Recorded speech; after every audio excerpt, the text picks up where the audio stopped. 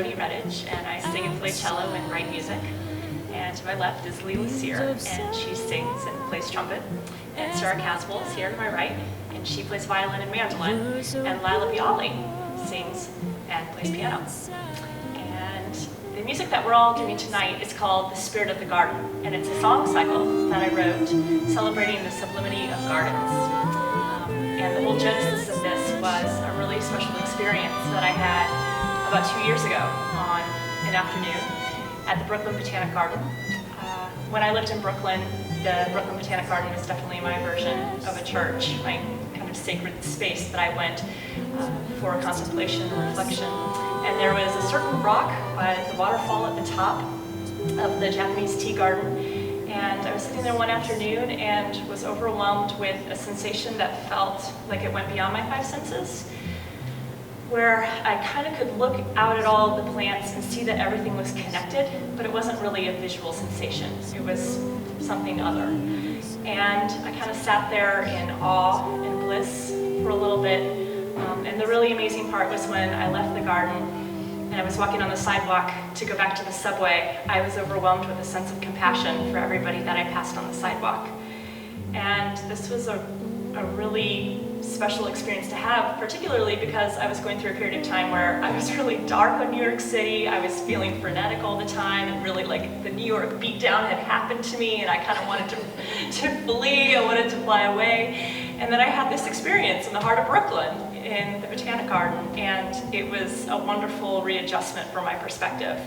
And I started writing this song cycle, The Spirit of the Garden, very much in gratitude to that experience.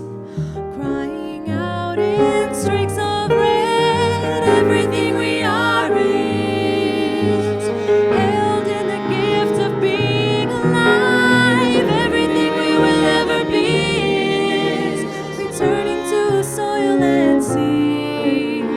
Everything we are is held in the gift of being alive. Everything we will ever be is returning to soil and sea.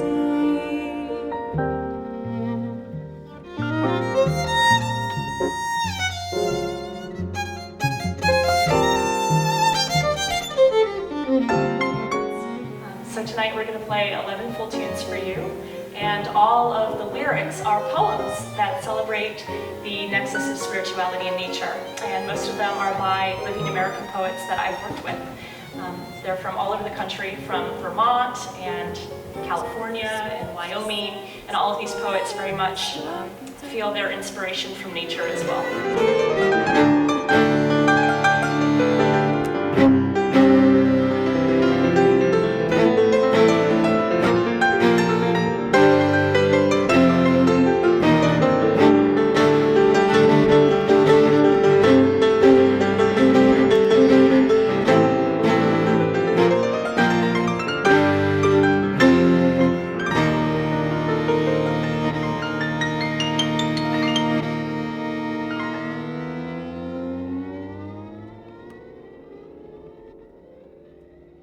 I was really lucky to become personally and musically close to both Leela and Sarah when we were touring in Esperanza Spalding's Chamber Music Society.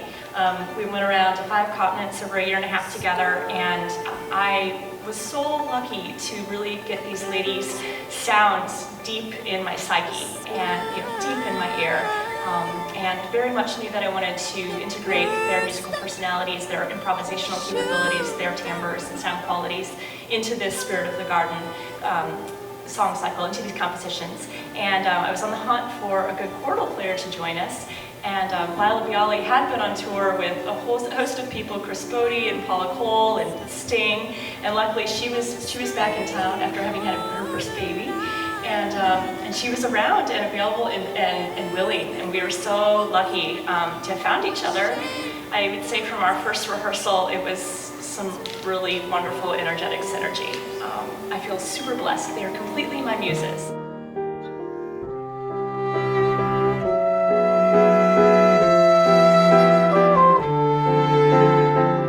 So here we are. We're called Rose the Nightingale. That's a line from one of the Rumi poems. That's a lyric to one of our songs. He said, It's Rose and the Nightingale Lost in the Fragrance. And the Rose and the Nightingale is imagery that's pervasive through like a lot of different cultures and traditions and mythologies. So anyway, that's the genesis of our name and us. And here we are, Rose and the Nightingale. So, thanks. Caught on the breeze, it floats gently down. Engulfed by the fire that burns between us, that burns between us, that burns, burns, burns.